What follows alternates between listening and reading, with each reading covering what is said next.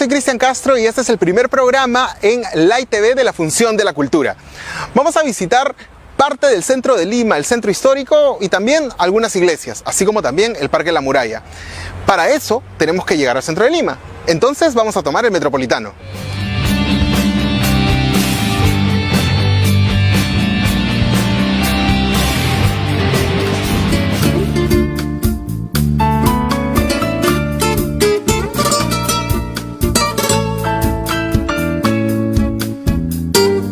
Hemos llegado a la estación de Desamparados. Es una estación de trenes, una antigua estación de trenes creada en 1870. Se llama así porque antiguamente había un convento, una iglesia que estaba detrás del Palacio de Gobierno, que también se llamaba la Iglesia de Desamparados.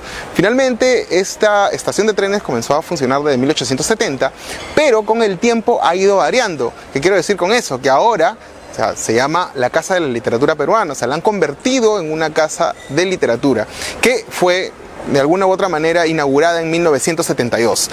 Lo interesante de esta historia es que hasta antes de la pandemia todavía pasaba el tren y recogía gente, a quienes los llevaba hasta Huancayo y también Cerro de Pasco. Lamentablemente, después de la pandemia el servicio de trenes cerró. Solamente hay un tren que sale desde el Callao y va hasta Huancayo a recoger mineral y viceversa. Lamentablemente hay cosas que cambian y que no vuelven en nuestra ciudad de Lima. Actualmente, en lo que es ahora la Casa de la Literatura Peruana, está una imprenta, que es la imprenta de la editorial Minerva, que fue creada en 1925 por Julio César Mariátegui, quien trajo esta imprenta desde Italia.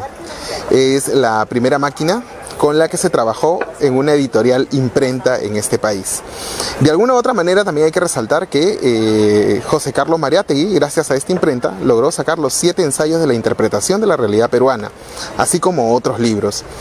Esta es una imprenta muy sorprendente porque nos habla sobre la historia de la imprenta y de la literatura en nuestro país.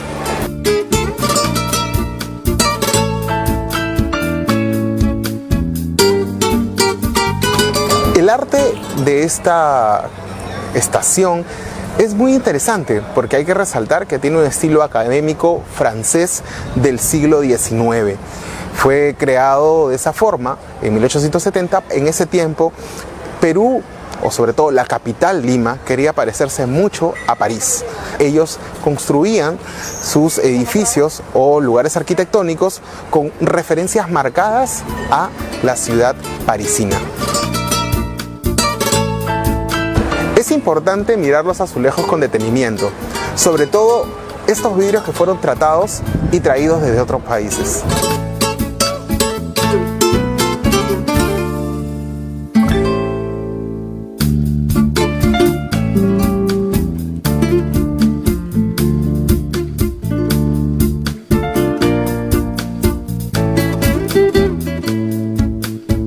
Y también hay que tenerle mucha atención a los pisos, porque los pisos son los pisos originales con los que se construyó esta estación de Desamparados.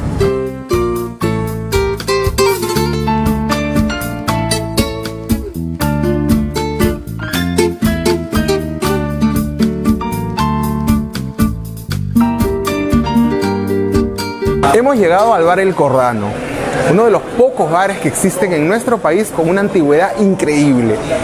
Resulta que este maravilloso bar fue creado el 13 de enero de 1905 por Virgilio Botano y Luis y Antonio Cordano. En 1978, estos dueños originales o los familiares de los dueños originales traspasan el negocio a los trabajadores y finalmente se mantiene hasta el día de hoy. Este hermoso lugar todavía mantiene sus pisos originales, así como también sus mesas de granito, como se pueden ver, y las paredes también originales. Por otro lado, nos cuentan que en una historia que en estas mismas mesas Martín Adán escribía sus poemas en las servilletas. Bien, estamos acá con el señor Daniel Lugo, que es el administrador del Cordano actualmente. Y bueno, queremos preguntarle cómo hace para mantener toda esa esencia limeña que está congelada en el tiempo. Bueno, como usted puede ver en el local, hemos tratado de mantener durante muchos años todo lo que es el mobiliario, digamos, a través del tiempo lo hemos estado restaurando conjuntamente con el apoyo del Ministerio de Cultura y Pro Lima, y también tratando de mantener los platos de antaño, ¿no? Que en muy pocos lugares lo vas a poder encontrar. El restaurante Cordano es muy tradicional por su butifarra, sus lomos, sus sesos a la romana, su riñón al vino, también sus cócteles como el pisco sour y los chilcanos, y también tenemos muchos macerados en esa parte, ¿no? El Hotel Cordano, el bar Cordano, porque en un momento también fue hotel, ¿no es cierto, no? Sí, todo el predio era antes un hotel que se llamaba el Hotel del Comercio. Y se inauguró conjuntamente con el bar, en ese tiempo era bar, todavía no era restaurante Cordano y era exclusivamente de hombres. A través del tiempo ya las damas comenzaron a ingresar, ¿no? Y así ha sido pues un centro importante para que se reúnan pues políticos y personajes importantes, no solamente del Perú, sino también internacionales, ¿no? Así es, efectivamente. Ahora, se divide en 3 salones con capacidad para 150 personas. ¿Eso es cierto? Así es, está dividido en 3 salones. Tenemos el salón 1, que es, digamos, de mayor rotación, donde hay las mesas también antiguas, de más o menos de 3 a 4 personas, y tenemos el salón familiar y el comedor. La diferencia que el salón familiar es que nosotros le decimos que es el salón de los presidentes, porque los presidentes iban ahí. Y en el comedor era muy visitado por los toreros. Cuando había corrida de toros acá en Nacho, venían acá a consumir y de ahí se iban a sus corridas, ¿no?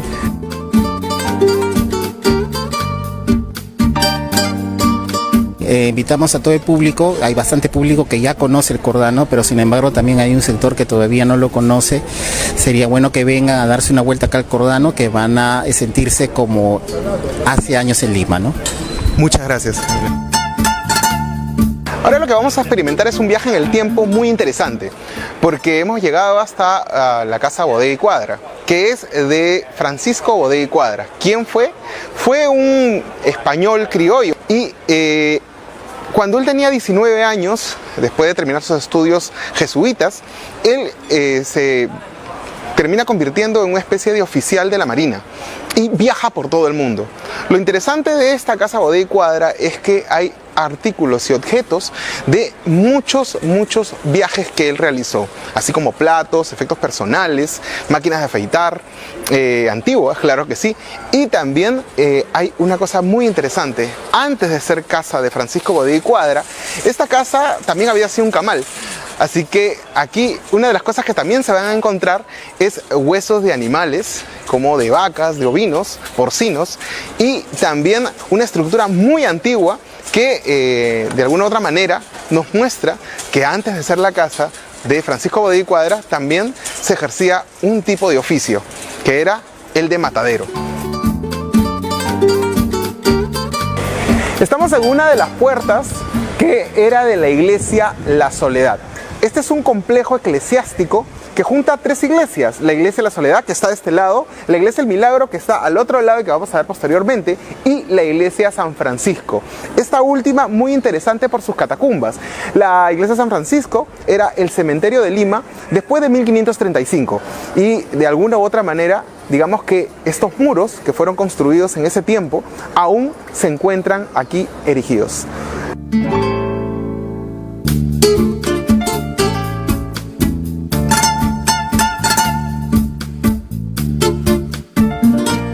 Resaltar que la iglesia San Francisco, la que vamos a visitar en un momento, tiene una serie de túneles y catacumbas que están construidas hasta 10 metros de profundidad.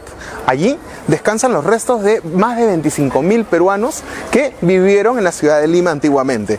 También cabe destacar que en esa iglesia de San Francisco se encuentran también 25.000 tomos de su biblioteca jesuita, que también se mantienen preservados con el tiempo.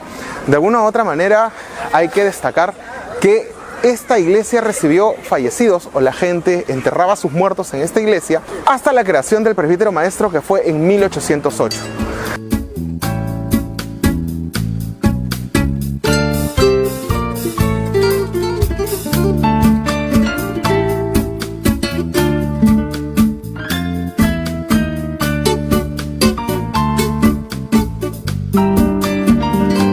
Para terminar de hablar del conjunto eclesiástico, hay algo muy interesante que mencionar sobre este espacio para poner santos. Resulta que en el siglo XIX este espacio era un espacio donde se ponían velas para rezar y a veces se ponía una que otra imagen que muchas veces era robada y al final, bueno, tenían que sustituirla con otra. La historia cuenta que las velas que estaban en este lugar siempre reflejaban o hacían que esta calle, cruce de Girón Aparicio, que es el que está allá, que ahora es Azángaro, y El Milagro, tuviera muchas sombras. Y a veces cuando pasaba un gato o pasaba algún otro animal, la gente lo confundía con fantasmas. Entonces decían que esta calle estaba embrujada. Muchas personas después de las 6 de la tarde evitaban pasar por esta calle, solamente porque las velas de este lugar a veces reflejaban cosas muy simples y muy normales. Este es un poco de la historia de nuestra ciudad de Lima, que ya no va a regresar.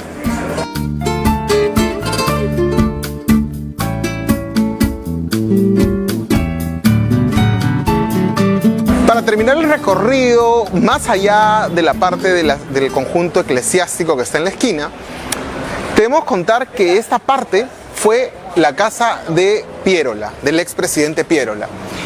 Esta casa fue comprada al conjunto eclesiástico de franciscanos en 1870. En este lugar vivió la familia de Piérola y además también en el 23 de junio de 1913, en el tercer piso de esta casa, falleció el expresidente Piérola. Hay una historia muy interesante que vale contar de Piérola saliendo de su casa. Resulta que en este lugar las veredas eran muy pequeñas y Piérola siempre salía desde aquí para ir a su trabajo en Palacio cuando llegó a volver a ser presidente mucho después. Resulta que se encontró en el camino con Cáceres y tengamos en cuenta que Cáceres y Piérola no se llevaban muy bien. Resulta que dentro de esa vereda no entraban los dos y Cáceres, desafiante, se paró y en esa esquina le dijo: yo no dejo pasar aquí a los perros cobardes.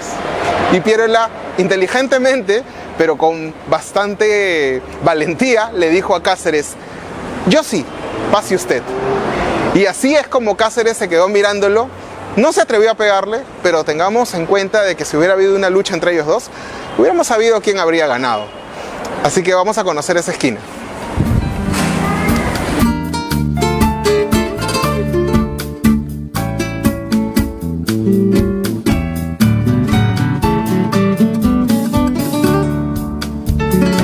Estamos con el licenciado Patrick Mendoza, es un guía turístico profesional de mucha experiencia y tenemos una pregunta interesantísima que hacerle. ¿Por qué el patrimonio se está deteriorando tan rápidamente?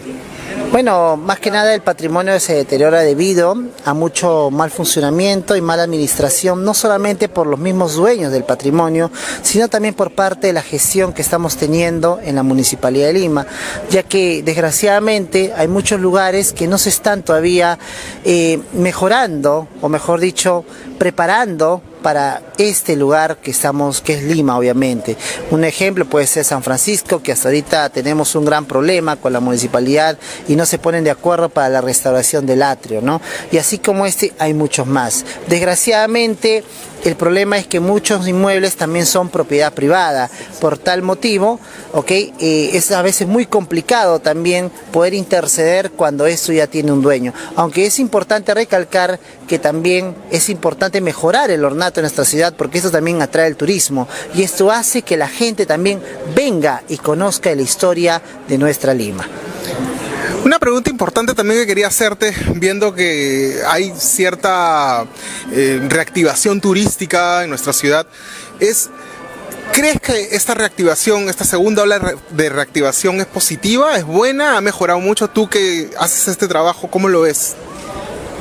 Yo creo que todo a paso lento es bueno, siempre y cuando sea seguro, ¿no? Desgraciadamente todavía estamos teniendo muchos problemas sociales, hay huelgas, cierran calles, la Plaza de Armas también para cerrada, y eso también está afectando mucho esta reactivación. ¿De qué vale que nos matemos promocionando Lima si cuando el pasajero llega encuentra la Plaza de Armas cerrada o no puede entrar a un lugar X? ¿Por qué? Porque hay una huelga, etcétera, y eso también nos afecta. Entonces, el problema no solamente solamente engloba lo político, también lo social, ¿no? Y yo creo que hay que ponernos la mano al pecho y también darle un punche más para que salga adelante el turismo, para que todo siga adelante y todo funcione bien, porque al final lo que queremos es que Lima también se convierta en un destino turístico importante. Bien, para culminar solamente lo último, usted como guía turístico, como un profesional del turismo, ¿qué mensaje le da no solamente a las personas que vienen del interior del país a visitar la ciudad de Lima, sino también a los mismos limeños? ¿Qué es lo que usted les dice? ¿A dónde los invita para que puedan conocer un poco más la ciudad? Bueno, primero que nada, Lima es grande. En Lima hay mucho que conocer. Tenemos una Lima ancestral, una Lima prácticamente moderna y también republicana, lo cual nos insista a conocer más de esta historia. Lima tiene muchas cosas bellísimas y no solamente ciudad, también tenemos playas, tenemos también Paracas, tenemos Ica, la costa es grande. Por ese motivo hay que ponernos la mano al pecho y hacernos más que nada la conciencia de que si no cuidamos nuestro patrimonio, esto va a desaparecer.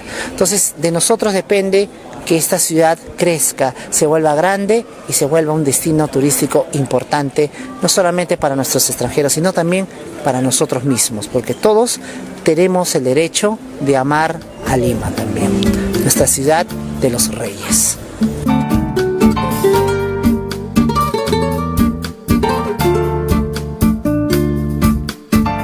Hemos llegado a esta calle y esta calle es muy importante porque antes no era una calle, era un callejón. Y en este callejón fue fusilado José Olaya.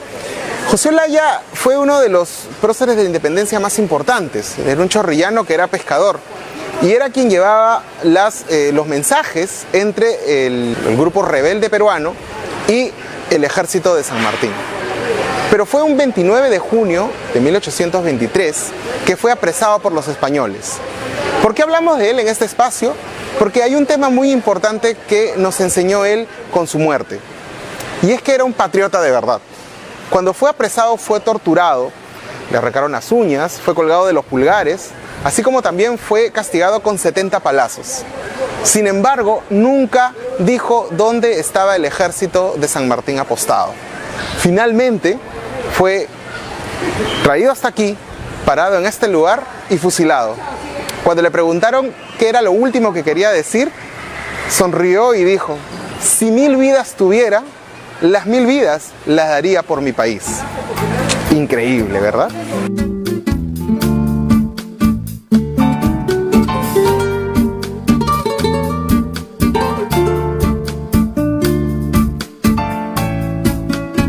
Hemos llegado a la Casa de Correo y Telégrafo de Lima. Esta casa y este lugar que era específicamente para enviar correos de aquí hacia todo el Perú, fue creado en 1897. Acompáñame a conocerlo.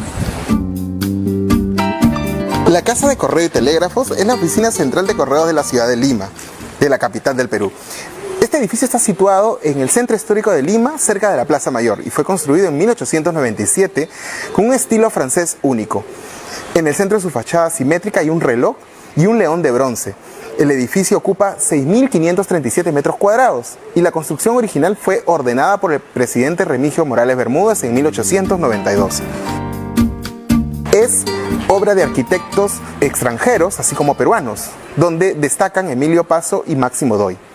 Tanto la dirección de la construcción como los diseños complementarios estuvieron a cargo de Manuel J. San Martín y Edgardo de Brugada. Entró en funciones en 1897 y en la década de 1920, debido a su alta demanda del servicio de correo y el rápido desarrollo de las tecnologías para la comunicación, se amplió el local original de la propiedad colindante. Se construyeron almacenes de mayor capacidad y accesos para vehículos motorizados, y hacia 1924 se hizo una tercera ampliación en la que esta edificación integró un espacio público a través de diseños que dan hasta el Jirón Camaná, con el Jirón de la Unión. Fue declarada Monumento Histórico el 28 de diciembre de 1972. Este edificio albergaba el Museo Postal y Filatélico del Perú y mostraba exposiciones relevantes al servicio postal y objetos relacionados con la historia limeña. Actualmente esta casa de telégrafo y correo luce abandonada, y es que después de la pandemia ya no se ha podido trabajar igual, pero apreciemos todavía la belleza de estructura y de su historia, porque es una casa muy especial, la Casa del Correo y el Telégrafo de Lima. Aquí actualmente funciona el Archivo General de la Nación. Tiene algunas oficinas donde se trabaja con los temas archivísticos de nuestro país.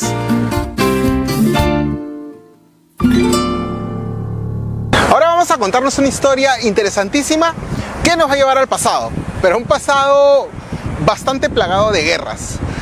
Resulta que en 1536, cuando los incas habían mantenido una batalla durísima con los españoles, en un momento hicieron retroceder a los españoles hasta este punto, hasta el Cerro San Cristóbal. En la falda del Cerro San Cristóbal se llevaron varias batallas, y los incas, junto con su ejército, comandado por Tito Yupanqui, en 1536 estuvieron a punto de llegar a la ciudad de Lima. Y se registró un hecho interesantísimo, de allí viene el nombre del cerro. Fue que en ese año, justamente, eran tantos soldados que tenían y que se habían preparado para esta batalla, que los españoles con tan solo 400 hombres querían defender la ciudad. Claro que los españoles estaban acompañados de algunos indígenas que estaban en contra del gobierno inca del Cusco. Entonces, resultó que en algún momento los incas ya tenían sitiada la ciudad de Lima y empezaron a cruzar el río por batallones para completamente destruir Lima y erradicar a los españoles. Resulta que cada vez que querían cruzar el río se llevaba todo el batallón entero y los ahogaba. Así lo intentaron varias noches y varios días, hasta que perdieron gran cantidad de su ejército. Asustados por ese designio de la naturaleza, los incas al día siguiente, en una madrugada, desaparecieron, se fueron y regresaron al Cusco. Francisco Pizarro, que había estado asustado todos estos días por el asedio, agradeció a San Cristóbal por ese milagro en realidad, y finalmente subió hasta la punta del cerro y puso una cruz de madera. Luego esa cruz fue cambiada por esta cruz actual, que está iluminada y que todas las noches prende. Así nació la historia del Cerro San Cristóbal.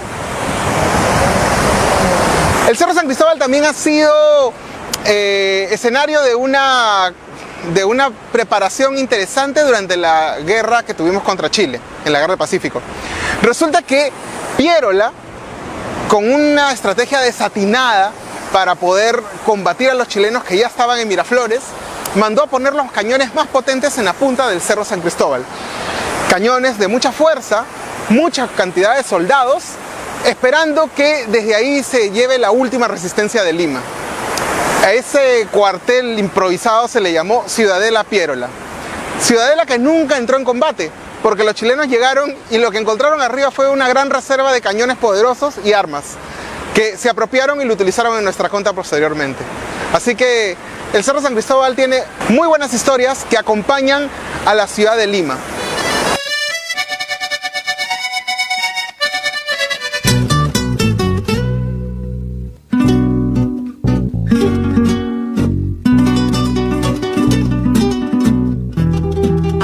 Y esta finalmente es lo que queda de las murallas de Lima, una fortificación construida en 1648. La muralla de Lima fue una fortificación constituida principalmente por muros y bastiones, cuya finalidad fue defender la ciudad de los reyes de posibles ataques del exterior. Cabe resaltar que fue construida entre 1684 y 1687, durante el gobierno del virrey Melchor de Navarra. Se destruyó por completo en 1868 por la expansión de la ciudad, a cargo del contratista Henry Mates. La muralla fue destruida casi en un 95% y el resto de la muralla es un auténtico monumento histórico de la ciudad de Lima que merece ser reconocido. Con el gran desarrollo del siglo XIX, muchas ciudades de Europa comenzaron a demoler sus murallas. En este caso, la muralla fue destruida sin presagiar que la guerra con Chile nos hubiera sido muy útil. Lamentablemente no fue así. Por otro lado, el crecimiento de la ciudad hacía que estos muros sean insalubres. Así que las murallas pasaron a ser un problema más que una solución.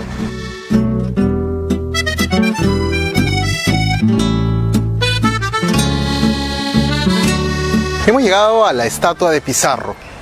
Esta estatua inicialmente fue un regalo del escultor Cary Ramsey que se trajo desde Nueva York para conmemorar el 5º centenario de la fundación de Lima. Cabe resaltar, y esto es un no confirmado, que Ramsey en realidad hizo la estatua para ser regalada a México. Y en realidad esa estatua iba a estar en México representando a Hernán Cortés. Los mexicanos no la aceptaron. Es por eso que finalmente Cary Ramsey lo que hizo fue regalarla al Perú. Y fue aceptada en Lima en ese tiempo por el alcalde Luis Gallo. Fue en esas escalinatas que en la Catedral de Lima en 1935, un 18 de enero, se inauguró el monumento a Francisco Pizarro. Tengamos en cuenta que fue aceptado por la sociedad limeña de muy buena gana, y también tengamos en cuenta que los tiempos eran muy distintos aquella vez. Por otra parte, hay que tener en cuenta el contexto de la plaza en ese momento, de la Plaza Mayor, porque si bien el monumento a Pizarro estaba en las escalinatas de la catedral, tenía como vecinos a la Municipalidad de Lima, a Palacio de Gobierno y a la Catedral de Lima. Después de su inauguración y su colocación en las escaleras de la Catedral de Lima, el monumento a Pizarro pasó a esta plaza, que se llamaba la Plaza Pizarro. Se desplazó casi 100 metros desde su lugar original y terminó aquí, al costado del Palacio de Gobierno. Y finalmente, en el 2003, desde acciones que se habían tomado en el año 97 con el alcalde Luis Andrade, habían buscado la forma de sacarla de la Plaza Pizarro. Finalmente, en el 2003 se cumplió ese designio. Se sacó de la Plaza Pizarro y terminó aquí, en el Parque de la Muralla. De esta manera terminamos este primer recorrido por la ciudad de Lima, aquí en la Función de la Cultura. Gracias por acompañarnos, te esperamos la próxima semana para seguir conociendo algunos datos históricos más de nuestra hermosa ciudad. ¡Hasta luego!